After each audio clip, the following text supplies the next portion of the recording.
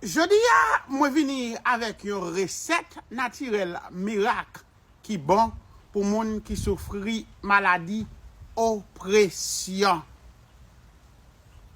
Si Haïtien te gen bon cœur vrai, on connaît gen pile nan nou gen bon cœur. Ouais dans vidéo ça 200-300 000 moun ta obligé abonner là-dedans. Quel que soit niveau connaissance nous. Si ce n'est pas abonné avec moun, parce que yo pas parler même avec nous. Respecter connaissance moun. Si yon moun ta dit comment yon les plantes ça, il t'a fait plaisir tout. Mais pour bon côté pam, yon les zoyon diline.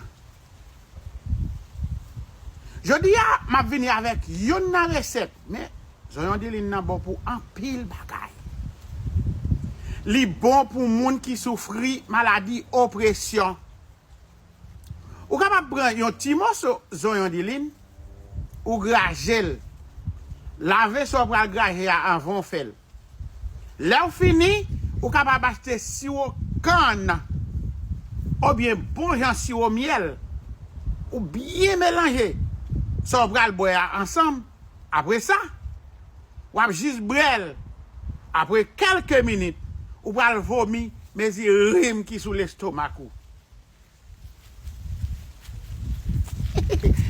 Gen moun qui te connaît, gen moun qui pas te connaît. Allez dans YouTube sous nos toute gloire pour bon Dieu. Allez voir une reste vidéo nous yo et puis vous avez plus d'informations. Gen moun qui te connaît, gen moun qui pas te connaît. Dans TikTok, depuis à côté photo mieux ya, ou gen yon croix rouge, juste peser la tourner yon V. Puis go jamais avec de encore, c'est qu'on ça va bonne. Bonne année.